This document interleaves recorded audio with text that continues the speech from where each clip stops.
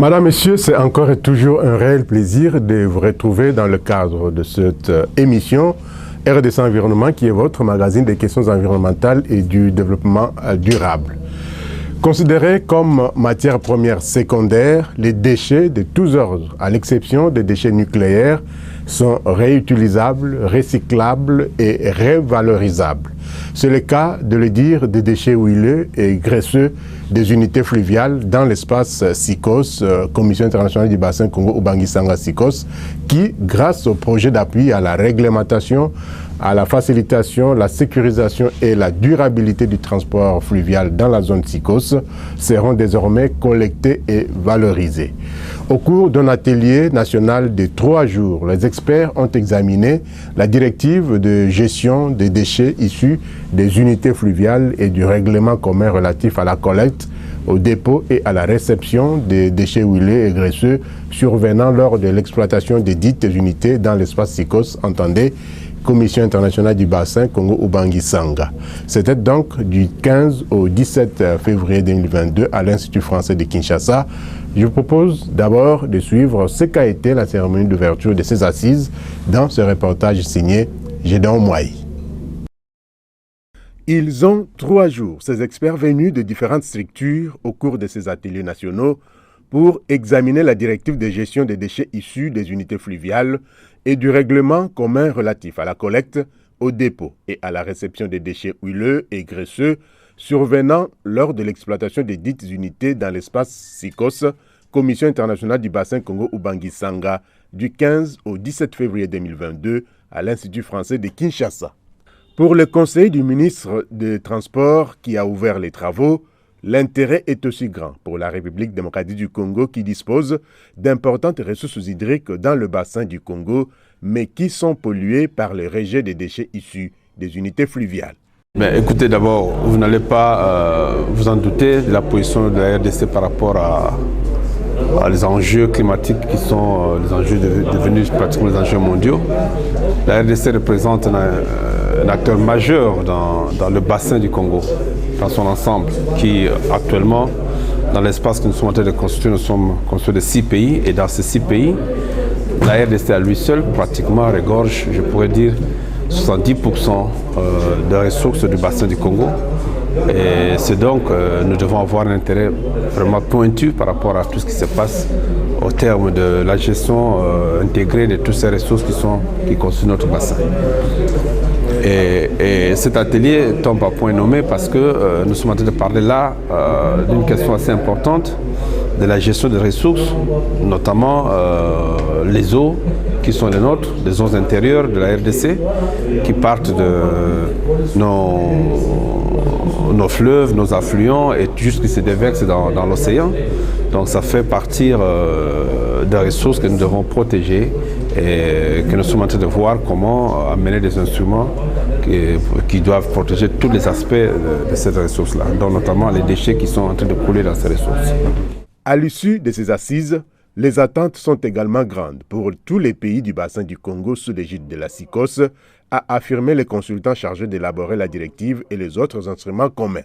Eh bien, il faudrait déjà dire que ce qui est demandé, c'est que lorsque ce texte, pendant cet atelier, sera amendé, amélioré et adopté, chaque port ou des bâtiments ou alors des unités fluviales à la côte devra élaborer un plan de réception de ces déchets. Il sera question aussi, il sera demandé aussi à tous les bâtiments de notifier, d'informer les différents ports ou à cause des déchets qu'ils doivent déposer. Ils seront aussi invités à contribuer financièrement à la gestion de ces déchets-là.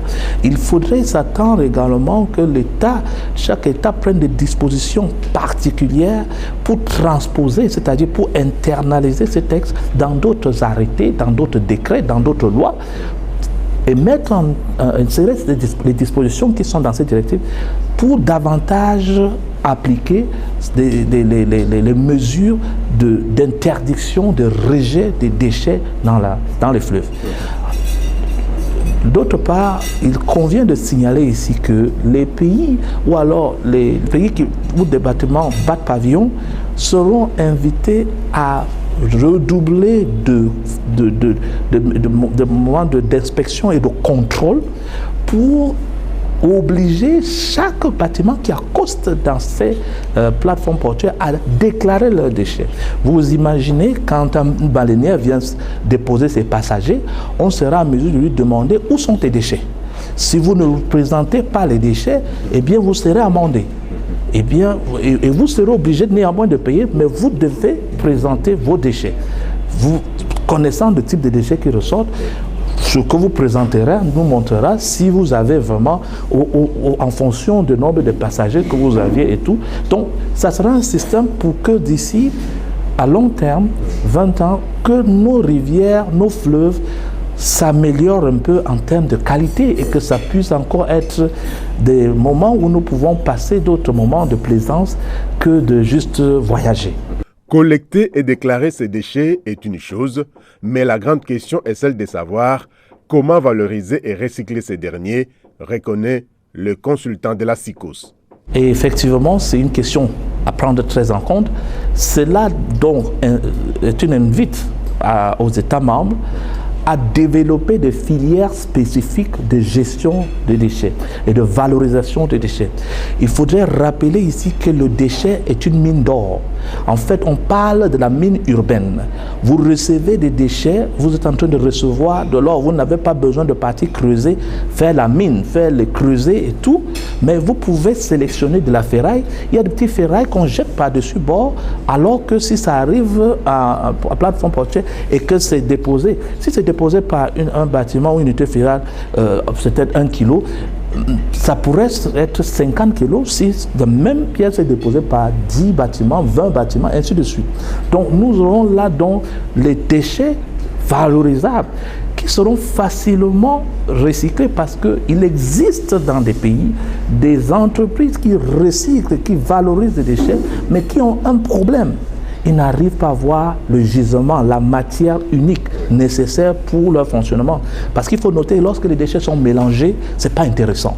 Mais c'est quand ils sont apportés de manière séparée que ça devient très intéressant. Et donc, c'est une invite donc à des pays membres de la SICOS qui appliqueront ce texte à développer les différentes filières que je peux déjà citer, filières de plastique, de recyclage de plastique, filière de recyclage de carton, filière de recyclage de déchets, des ordures, des déchets organiques, parce qu'il faut noter, on fait aujourd'hui du compost, de biogaz, et beaucoup d'autres choses avec ces domaines. Beaucoup le font, mais ne savent pas à quelle porte frapper pour prendre davantage. Ne parlons pas déjà des huiles usagées qui sont recyclées dans le domaine industriel, qu'aujourd'hui, ces huiles sont déversées dans le fleuve. Vous imaginez ce que ça cause, des huiles déversées dans le fleuve où on partira encore pêcher du poisson. Donc, au contraire, on assistera à une situation où ces huiles, ces graisses seront ramenées au port pour pouvoir être recyclées par les acteurs de ce domaine. Pour enrichir les débats, des présentations ont été faites au cours de l'atelier et ainsi étoffer les documents présentés par le consultant pour qu'au finish, les cours d'eau de la région SICOS soient débarrassés de toute pollution et ainsi préserver la vie aquatique et des populations qui utilisent ces eaux pour différents besoins. Signalons que la clôture de ces travaux va intervenir ce jeudi 17 février 2022 avec des recommandations et résolutions applicables à tous les États parties de la SICOS. Comme produit, 6 directives de gestion des déchets, 6 rapports des ateliers et 6 règlements communs de gestion des huiles usagées seront issus de ces assises qui ont bénéficié du financement de l'Union européenne dans le cadre du 11e Fonds européen de développement. Voilà, c'était donc là la cérémonie d'ouverture où le premier jour de ces assises de 3 jours, et comme nous l'avions dit tantôt, 3 jours après les travaux, les participants ont adopté la directive de gestion des déchets issus des unités fluviales et les règlements communs dans le cadre bien sûr de ce projet, le PARFCED. La cérémonie de clôture a été présidée, comme la cérémonie d'ouverture d'ailleurs, par le conseiller Bogen Bonga, qui est le représentant du ministre des Transports, Voies de Communication et Désenclavement. Je vous propose, une fois de plus, de suivre la cérémonie de clôture et les différentes réactions enregistrées à l'issue de cet atelier dans ces reportages, toujours de Gédéon Moaï. L'atterrissage a été en douceur à l'issue des 3 jours d'intenses travaux de cet atelier national de la RDC qui rentre dans le cadre du projet d'appui à la réglementation, la facilitation, la sécurisation et la durabilité du transport fluvial dans la zone SICOS, PARFSED en sigle.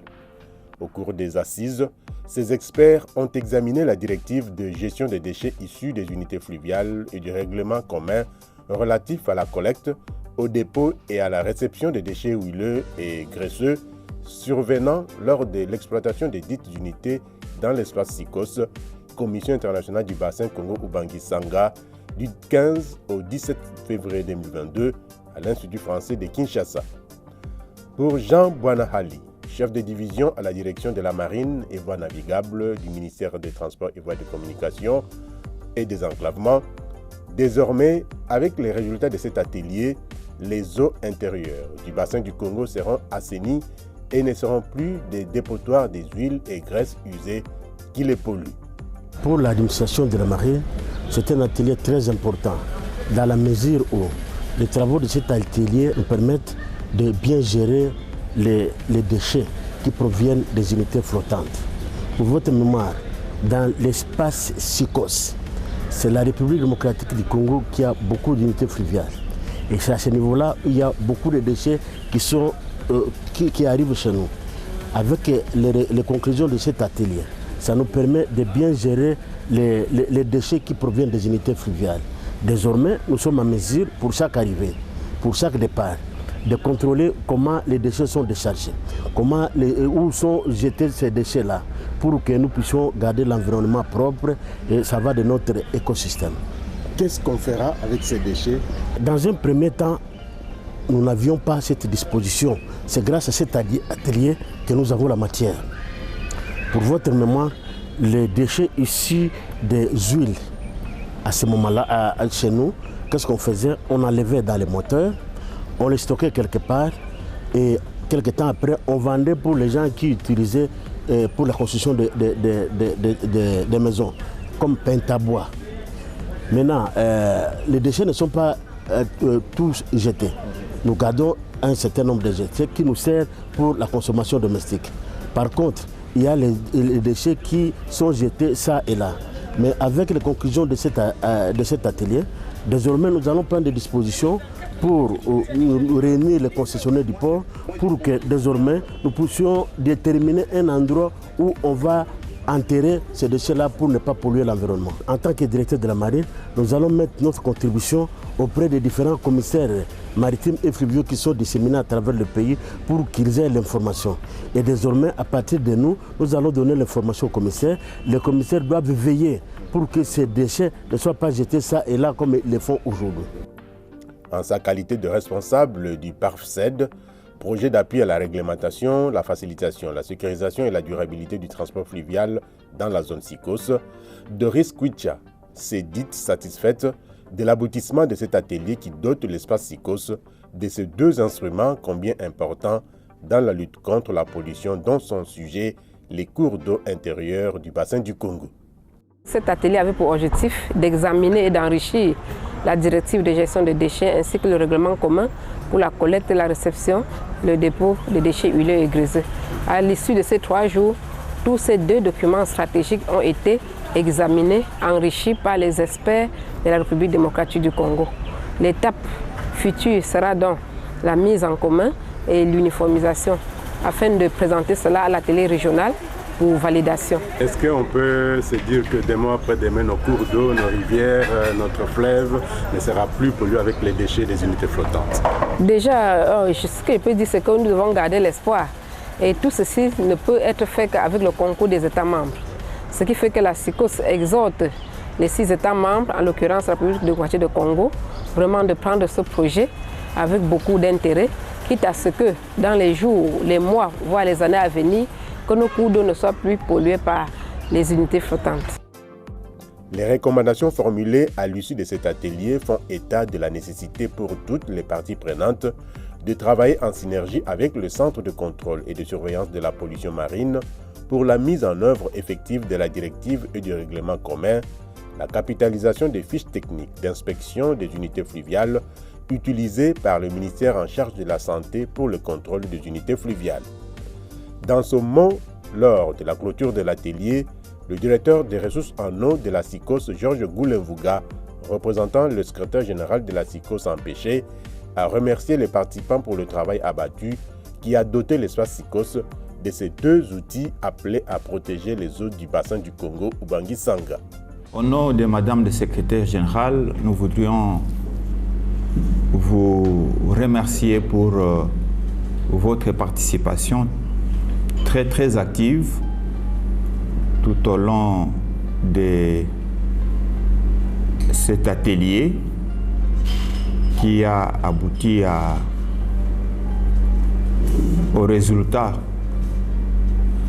que la SICOS, mais aussi les pays attendaient. Les recommandations qui seront avec l'appui de nous tous pourront être mis en œuvre pour le bien-être de nos populations et surtout la thématique ou la finalité de la mise en œuvre de tous ces outils qui sont élaborés par la SICOS, c'est la préservation du cadre de vie, mais aussi la gestion durable des ressources naturelles, les prendre globalement. Au-delà de l'eau, il y a des écosystèmes forestiers, mais aussi des ressources halieutiques dont dépendent la survie de nos populations. Prononçant son mot de clôture, le représentant du ministère des Transports, Voies de communication et des enclavements, le conseiller Bogen Bonga, a souligné l'importance de ces assises et les outils examinés pour permettre à toutes les unités fluviales de collecter leurs déchets, les présenter pour qu'au finish, ils soient traités et valorisés et ainsi assainir le fleuve et tous les cours d'eau de la région SICOS. Je me réjouis donc des résultats combien éloquents auxquels nous sommes parvenus au terme de nos échanges et qui ont abouti à l'enrichissement de cet outil réglementaire. Notre atelier avait également pour objectif de servir de cadre de renforcement des capacités des acteurs clés de notre pays, impliqués dans la gestion de sous-secteurs, de la navigation fluviale, de l'environnement et des ressources en eau. J'ose espérer que cet objectif soit largement atteint au regard de nos conclusions. Chers collègues, je ne saurais donc terminer mon propos sans réitérer ma profonde gratitude au nom de mon ministère au secrétariat général de la SICOS, dont l'engagement et l'implication de ces experts ont permis à l'atelier d'atteindre ses objectifs, tout en aussi renouvelant les encouragements de la République démocratique du Congo à la SICOS pour la poursuite des efforts visant à appuyer les États membres dans leurs politiques respectives de gestion des ressources en eau en général et des sous-secteurs de transport fluvial en particulier. Les participants à ces travaux ont demandé aux États parties de mettre en exergue les missions d'inspection conjointe lors des inspections des unités fluviales en vue de réduire au maximum le temps d'attente des bâtiments dans les plateformes portuaires. Ils ont également recommandé la nécessité pour les plateformes portuaires concernées d'amorcer le processus de mise en œuvre des directives et des règlements communs une fois adoptés par l'élaboration des plans de gestion des déchets. Comme dit dans ces différents éléments, nous osons croire en tout cas qu'avec les résultats de cet atelier, les unités fluviales ne vont plus continuer à polluer les cours d'eau intérieurs du bassin du Congo dans un bref avenir, étant donné que tous les déchets huileux et graisseux seront collectés et présentés à l'arrivée des embarcations et valorisés. Et comme nous parlons des déchets, sachez que les déchets plastiques proviennent du pétrole. Mais grâce à la technologie, ces mêmes déchets plastiques issus du pétrole produisent aujourd'hui du carburant. C'est dire que réellement rien ne se perd. Pour vous en convaincre, Regardez plutôt ces images qui nous amènent dans l'univers des déchets plastiques au carburant. Voici la matière si précieuse de Michael Murray. Du plastique, mais pas n'importe lequel. Il est vieux, il est sale, il est puant. Bref, une marchandise bonne pour les poubelles. Qu'est-ce qu'il y a ici? Bah regardez, ça c'est un vieux paquet de chips. Là c'est un vieux sachet de bacon. Et tout ça, ça vient des poubelles des habitants. Ouais, exactement, c'est ça. Regardez. Ah oui, il y a des sacs de supermarché. Ouais, c'est ça, c'est un sac de supermarché.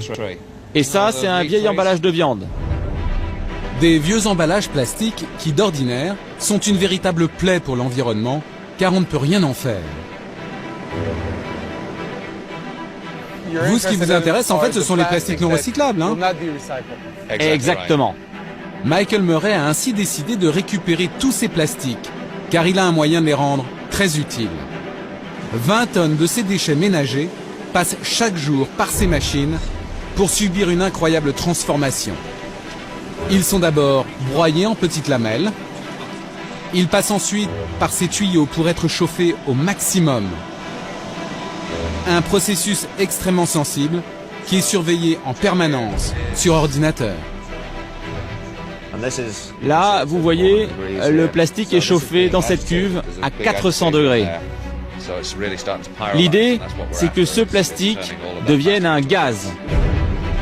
Et en fin de parcours, à l'intérieur de cette colonne, ce gaz va encore se transformer une dernière fois. À l'arrivée, voilà ce qui en sort. Un liquide brun, un liquide dont les vertus sont pour le moins inattendues, car les vieux déchets de plastique sont maintenant devenus un produit indispensable pour notre vie quotidienne. Donc ça, ce sont nos anciens pots de yaourt en quelque sorte. Exactement. Et ça va directement dans votre voiture. Qu'est-ce que c'est? Du diesel. Vous avez bien entendu, du carburant à base de plastique pour votre voiture. Comment est-ce possible? Bien à la base, le plastique s'est fait avec du pétrole. Le plastique, en quelque sorte, au départ, c'est du pétrole. Donc, on a trouvé le moyen de remettre le plastique dans son état d'origine, de le retransformer en pétrole. Rien ne se perd, rien ne se crée, tout se transforme. Le diesel qui sort de cette usine est consommable sur le champ. Pas besoin de changer son réservoir. Avec du plastique, notre voiture marche tout aussi bien. Well, thanks. Voilà, rien ne se perd, mais tout se transforme. Les déchets plastiques, c'est des déchets qui sont issus, bien sûr, du pétrole, et ils peuvent encore être revalorisés pour produire de l'électricité, ou disons du carburant, parce que rien ne se perd, mais tout se transforme. La République démocratique du Congo mise beaucoup sur l'hydroélectricité, qui est une énergie propre, bien sûr. Mais la question est celle de savoir, devons-nous continuer uniquement à compter sur l'hydroélectricité ou voir également d'autres formes d'énergie propre pour diversifier nos sources d'énergie? En tout cas, la question mérite d'être posée, et pour cela, plusieurs organisations de la société civile pensent qu'il faut un mix énergétique pour la République démocratique du Congo afin d'augmenter le taux d'accès à l'électricité qui est encore très faible. C'est le cas de la coalition des organisations de la société civile pour le suivi des réformes et l'action publique, CORAP, qui dénonce en tout cas l'opacité qui règne dans les projets Inga 3 et qui veut qu'il y ait une transparence tous azimuts. Un point de presse a été animé dernièrement par les responsables de cette ONG. Je vous propose de suivre ce reportage de Marlène Bassoussou et Céline Boumba Angelani. Éclairer les décideurs sur l'impact socio-économique, environnementaux, écosystémique, voire sur les communautés locales qui pourraient engendrer l'importation de l'énergie Inga 3 de la RDC en Afrique du Sud et réfléchir sur les voies et moyens permettant aux deux nations de relever leur situation socio-économique, tel est l'objectif poursuivi par la coalition des organisations de la société civile pour le suivi des réformes et de l'action publique CORAP, ainsi que ses partenaires qui ne jurent que par le bien-être de la population de deux pays.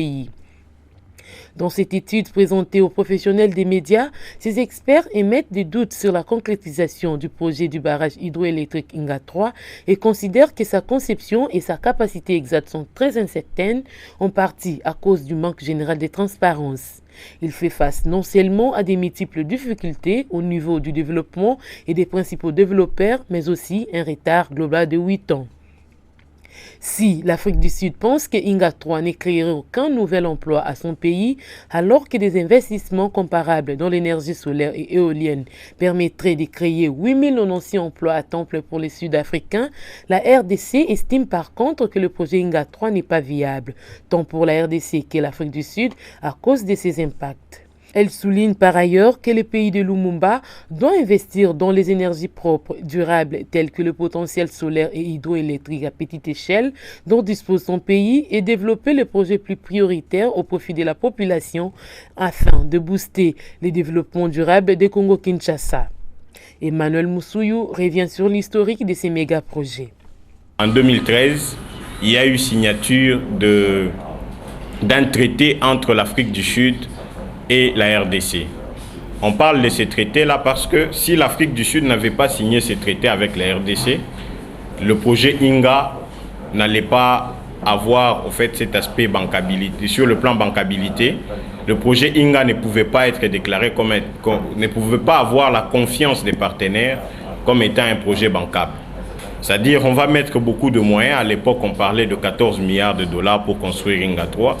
Mais qu'est-ce qui garantit qu'on va gagner? Qu'est-ce qui garantit qu'on va retourner aux investissements? Donc il faut qu'il y ait des clients solvables ou des potentiels clients solvables. Et à l'époque, à la signature de ce contrat, l'Afrique du Sud a vraiment donné vie à ce projet, comme je le disais tout à l'heure, parce que l'Afrique du Sud est considérée comme ses clients solvables, comparativement à la SNEL ou aux clients au niveau national qui est la population à travers la SNEL.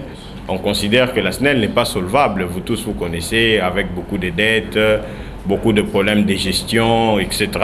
Et c'est comme ça qu'en 2013, quand la signature a été faite, ça a donné vie à ce projet-là. L'Afrique du Sud s'était engagée d'acheter 2500 MW. Et comme on parlait du projet Grand Inga, qui a cette capacité de produire jusqu'à plus de 45 000 MW, et pour aller en phase, parce que déjà sur le site, il y a 2 projets qui normalement ont une capacité installée de plus de 2500 MW. Et donc Inga 3 devait venir avec, au départ, l'idée c'était de produire 4800 MW autour de ce projet-là. Et c'était des études de faisabilité qui étaient financées par la BAD, parce qu'à l'époque, la Banque africaine de développement a financé des études de faisabilité et a pris en charge quelques charges administratives autour du projet. Plusieurs recommandations ont été formulées dans ces rapports à l'endroit des 2 gouvernements en vue d'améliorer le climat des affaires pour les années à venir. La recommandation, c'est de militer à ce que, en fait, on mette l'accent sur les projets d'énergie propre. Voilà, qui ont un impact minime ou même pas d'impact en fait sur l'environnement.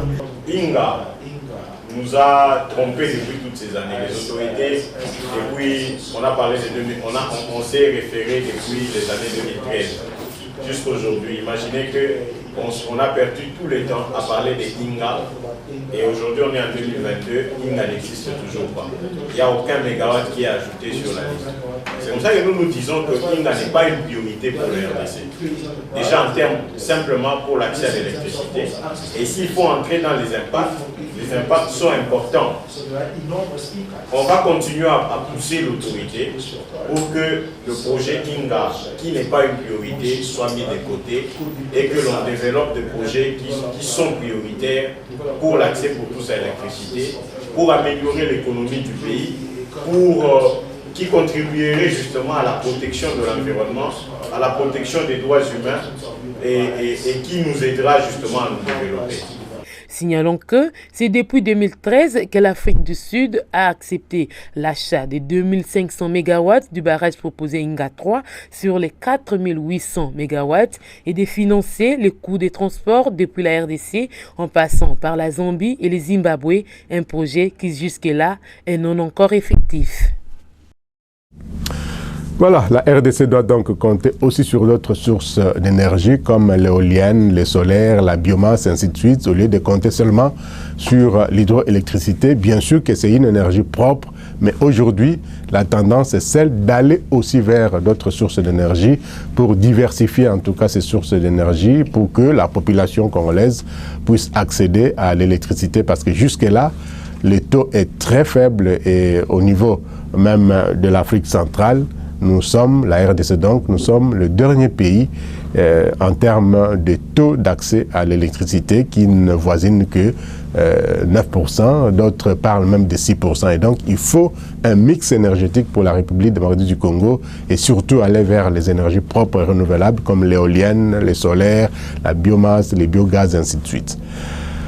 Vous le savez peut-être, la coordination nationale de la Commission des forêts d'Afrique centrale, la COMIFAC, a un nouveau coordonnateur national en la personne de l'ingénieur Sébastien Malele, qui a été nommé par décret de la vice-premier ministre et ministre de l'Environnement et Développement durable, Madame Eve Bazaïba. Sachez aussi que la Commission des forêts d'Afrique centrale est dotée d'un plan de convergence sous-régional qui est le cadre de référence et de coordination de toutes les interventions en matière de conservation et de gestion durable des écosystèmes forestiers en Afrique centrale.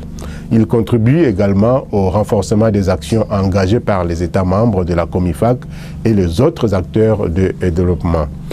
Pour la COMIFAC, il faut savoir qu'il y a les axes prioritaires d'intervention qui sont entre autres l'harmonisation des politiques forestières et environnementales, la gestion et valorisation durable des ressources forestières, la conservation et utilisation durable de la diversité biologique ou biodiversité, la lutte contre les effets du changement climatique et la désertification, le développement socio-économique et participation multi-acteurs, ainsi que les financements durables.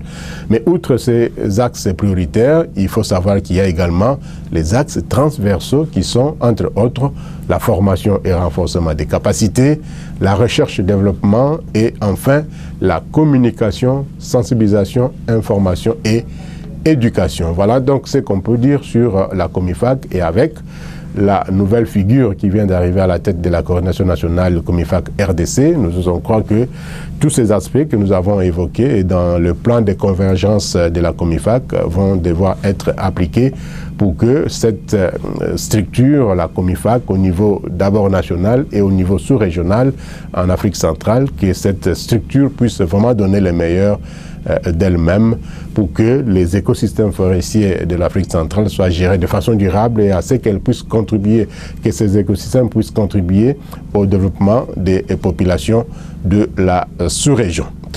Madame, Messieurs, voilà qui boucle cette livraison environnementale de ce jour qui reviendra bien sûr la semaine prochaine. Toujours avec le même plaisir, nous serons gré vous retrouver. D'ici là, portez-vous bien. Prenez soin de vous, comme nous le disons toujours, mais surtout, prenez soin de votre environnement qui ne doit pas brûler. Parce que si cet environnement brûle, c'est nous tous qui allons brûler. Merci de nous avoir suivis. Merci à Céline Bumba. Merci à Geneviève Mizegele. Merci également à Gédéon Mouaï, Guilhem Mouzembe, à toute l'équipe qui a concouru à la réalisation de cette émission qui reviendra bien sûr, comme nous l'avions dit, déjà la semaine prochaine. Santé de fer à tous et à toutes. Au revoir et à très bientôt.